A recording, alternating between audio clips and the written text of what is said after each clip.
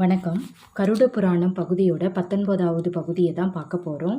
2 விதமான பாட்டை பார்க்க போகிறோம். தாமிஸ்ரம், அந்த தாமிஸ்ரம் நரகம். இந்த 2 நரகத்துக்கும் என்ன தண்டனை, எந்த பாவங்களுக்கான தண்டனைன்றதை தான் பார்க்க போகிறோம். நரகங்களையும் நரகத்தில் ஏற்பட இருக்கக்கூடிய தண்டனைகளையும் நிர்ணயிப்பது தான் வாழ்ந்து மடிந்த ஜீவராசிகளின் கரங்களில் மட்டுமே இருக்குது.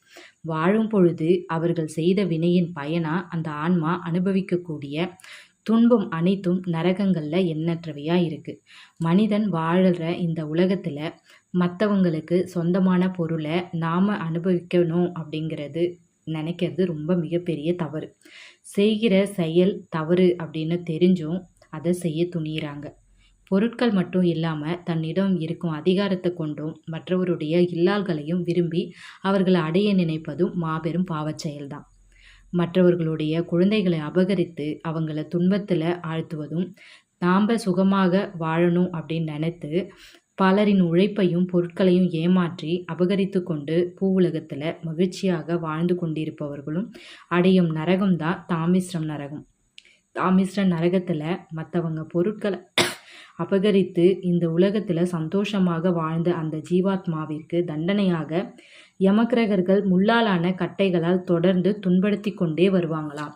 அதாவது அவங்க மேற்கொள்கிற அந்த நரகத்துக்கு செல்கின்ற பயணத்தின் பொழுது முள்ளாலான ஒரு கட்டையால் அவங்கள அடித்து கொண்டே போவார்கள் அப்படின்னு சொல்கிறாங்க. அடுத்தபடியாக அந்த தாமிஸ்ரம் நரகத்தை தான் பார்க்க போகிறோம். மனிதங்க தங்களுடைய இனத்தை பெருக்கிக் கொள்வது மட்டும் இல்லாமல் தங்களின் வாழ்க்கைக்கு துணையாக அமைத்து கொள்ள உருவாக்கப்பட்ட அழகான உறவு தான் திருமணம். அந்த திருமணம் வாழ்க்கையில் கணவன் மனைவி ஏமாற்றி விடுவதும், மனைவி கணவனை ஏமாற்றி விடுவதும், இல்லைனா ஒருவரை ஒருவர் ஏமாற்றி வஞ்சித்து கொள்வதும் மாபெரும் பாவச் செயல்தான். அந்த காரணத்துக்காக தான் தன்னை விரும்பிய வாழ்க்கை துணையை விட்டு பிரிகிறாங்க, அதாவது விவாகரத்து பெற்று பிரிகிறாங்க. இதுவும் ஒரு மிகப்பெரிய பாவச் செயல்தான். இந்த பாவச் செயலை செய்தவங்களுக்கு உரிய நரகம் தான் அந்த தாமிஸ்ரம்.